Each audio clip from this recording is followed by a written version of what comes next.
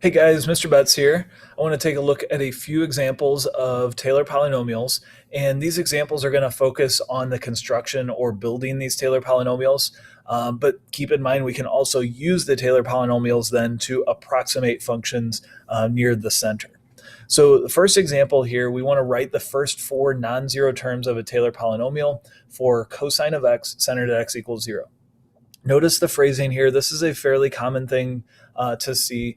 So it might be asked one of two different ways. You might be asked for a number of non-zero terms like this. So it turns out that in the Taylor polynomial for cosine, every other term is 0. Or you might be asked for a certain degree. So you might be asked for like the fourth degree Taylor polynomial. And in that case, we're just going to go up to the x to the fourth term and stop. Okay, so this one, we're going to go until we have four terms that are not 0. Keep in mind, we're going to be using the formula, and I'm just going to write the general term. So the general term in a Taylor polynomial is going to be the nth derivative evaluated at the center divided by n factorial times x minus the x value of the center to the nth power. This is centered at 0, so where the a's are, I'm going to have 0. And so what I'm going to do is I'm going to start taking derivatives and see how far we need to go until we get four terms that are not 0. What I'm looking at here for the zeros is if this coefficient here is going to be 0, it doesn't count as one of the four. So I'm going to start here with n equals 0 and evaluate f of 0, evaluate the function at 0. That's the cosine of 0, which is cosine of 0 is 1. So there's one non-zero term that we're going to get right there. Then we're going to start taking derivatives. So derivative of cosine is negative sine, and the derivative evaluated at 0 is going to be negative sine of 0, which is 0. That one's not going to count because when we plug the 0 in to that formula there, that's just going to be a 0 term. Then we take another derivative. The derivative of sine is cosine, so it's going to be negative cosine of x. And the second derivative evaluated at 0 then is going to be negative cosine of 0, which is negative 1. The nice thing about working with sine and cosine is that there's a pretty clear pattern that develops as we're taking derivatives. Every other derivative is either going to be sine or cosine. I'm sorry, sine or negative sine. And anytime we get a sine, sine of 0 is going to be 0. So every other term is going to be 0. Then every other term is going to involve cosine, and it's going to alternate between cosine and negative cosine. So every other derivative evaluated at 0 is going to be positive 1 or negative 1. So at this point, through the fourth derivative, we've got positive 1 for the function. We've got negative 1 for the second derivative evaluated at 0.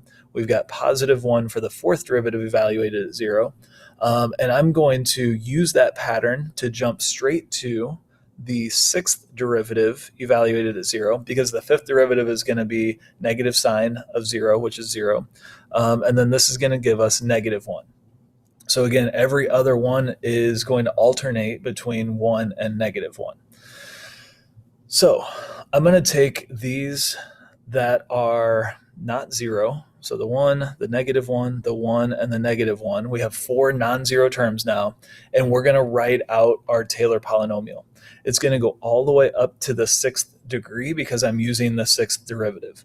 So I'm going to identify this as the sixth degree Taylor polynomial of x is equal to, so the first term is going to be the when n is 0.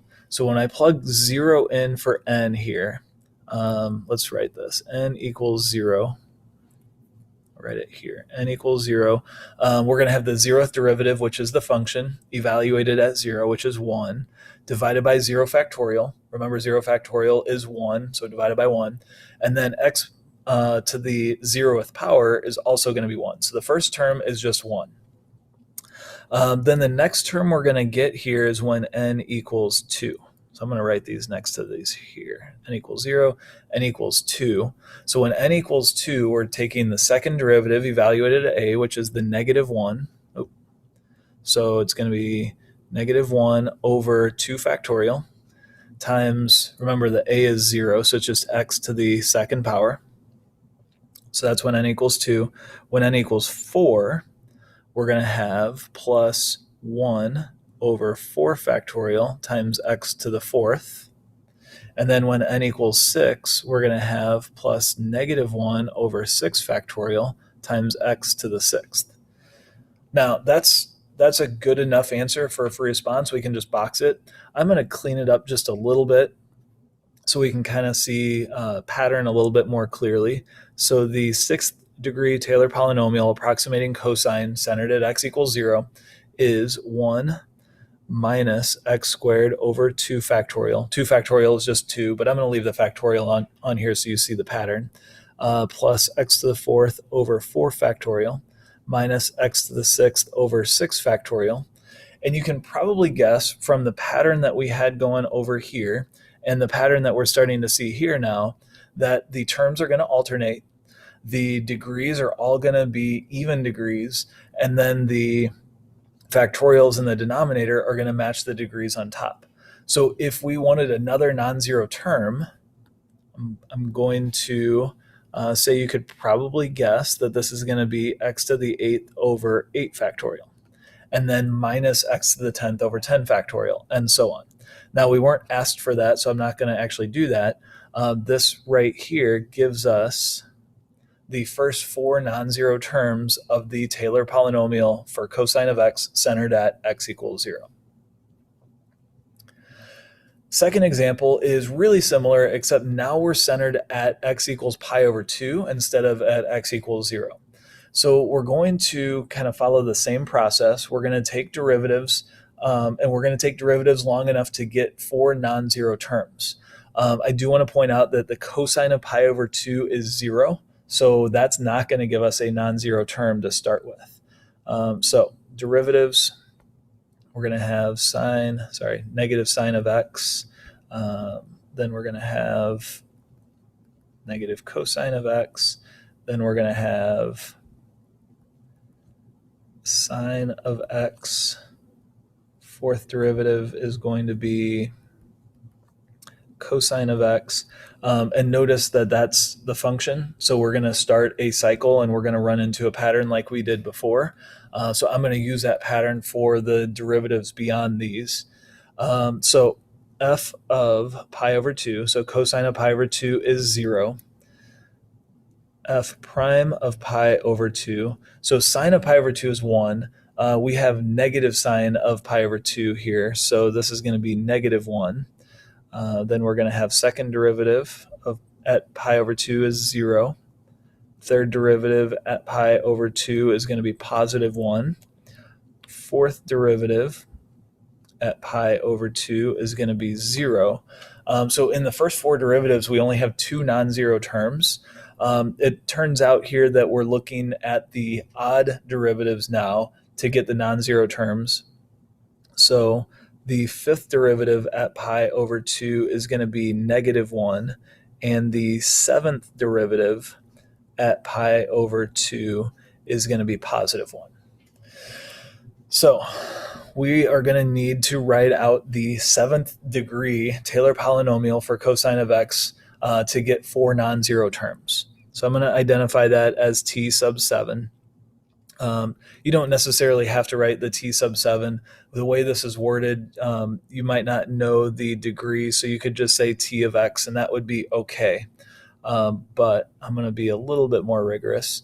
So plugging into that general form, and the general term, again, is the nth degree, or the nth derivative evaluated at the center. So I'm going to put the pi over 2 in here, over n factorial times x minus pi over 2 to the nth degree. So first non-zero term is going to be the first derivative. If we plug n equals 0 in here, this is going to be 0, and that goes away. So we're going to start at n equals 1. When n equals 1, the first derivative is going to be negative 1 over 1 factorial, so 1, times x minus pi over 2 to the first power. Then we're going to have plus 1 over 3 factorial times x minus pi over 2 to the third power. Then we're going to have plus negative 1 over 5 factorial times x minus pi over 2 to the fifth power. And then I'm going to have to go to the next line here. Plus 1 over 7 factorial times x minus pi over 2 to the seventh power. You can pretend like that's up there. We could clean that up a little bit, but there's really not that much cleaning up to do. If I wanted to condense this so it just looks a little bit better, I could write that as, say, the opposite of x minus pi over 2 plus x minus pi over 2 to the third power over 3 factorial minus x minus pi over 2 to the fifth power over 5 factorial plus x minus pi over 2 to the seventh power over 7 factorial. And you can see here that we ran into a pattern pretty quickly, so you could probably guess what the next terms are going to be without actually having to take the derivatives. But at its most basic, essentially what we're doing is we're plugging into that general formula for the Taylor polynomial. Moving on to the third example here. So now this one just says we want the fourth degree term. So we don't need the fourth degree polynomial, we just want the fourth degree term. Also note that it says the Maclaurin polynomial, which is the same thing as a Taylor polynomial centered at x equals 0. So fourth degree term, remember the general term is going to be the nth derivative evaluated at the center, which is 0 in this case, divided by n factorial. And the x part is going to be x to the nth power, but we just want the coefficient, so this is the part that we're looking for here. So in particular, I'm going to replace those n's with 4's, so we want the fourth derivative evaluated at 0 over 4 factorial, and that's going to give us our answer. So it's just a matter of taking 4 derivatives. We are going to have to use a product rule here, so derivative of the first times the second plus the first times the derivative of the second. And in the interest of taking another derivative, I'm going to factor out that e to the x. So second derivative, we again use a product rule, derivative of the first times the second plus the first times the derivative of the second. And factoring the e to the x out again, we're going to have e to the x times 2 plus x. And then the third derivative, you may see what the pattern is going to be here.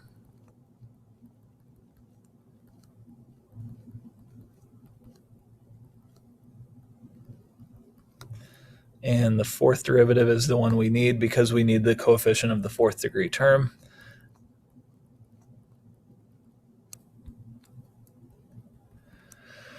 Now, we need to evaluate that at 0.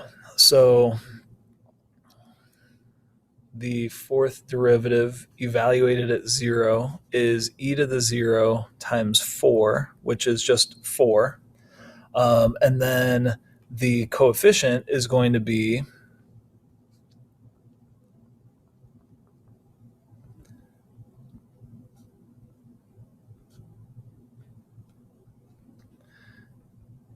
I want to make sure that somebody reading my work knows what I'm writing down here, what it means, is 4 over 4 factorial. Or we could say, or 1 over 6 if you want to simplify that, but you don't need to. 4 over 4 factorial is good enough. Now, just so you know, if we were writing out the Maclaurin polynomial, the fourth degree term, what this tells us is going to be 1/6 x to the fourth. All right, so we can find the first degree term, second degree term, third degree term. We can find all of those and add them together, but what this is looking for is just the coefficient of the fourth degree term. Now, the last example, we're going to essentially do the same thing but backwards. So again, the The general term, I'm going to call it GT, the general term in a Maclaurin polynomial is going to be the nth derivative evaluated at 0 divided by n factorial times x to the nth power. So if we want to know what the fourth derivative evaluated at 0 is, then we want to look at what's going to give us the fourth derivative in this general term here, and that's the fourth degree term. So knowing that these two are going to be equal to each other when n equals 4, we can say negative 1/3 x to the fourth is equal to the fourth derivative evaluated at 0 divided by 4 factorial times x to the fourth power. And really, we don't even need to include the x to the fourth power because we know that the coefficient is negative 1/3. And it's just a matter of solving for the fourth derivative evaluated at 0 now. So this right here is the variable that we're trying to solve for. So it's going to be negative 1/3 times 4 factorial. And if this were a free response test, I could box that and I'm done. I'm going to go ahead and simplify it. Keep in mind this is 4 times 3 times 2 times 1. The 3's are going to cancel each other out, and it ends up just being negative 8. So the fourth derivative evaluated at 0 is going to be negative 8.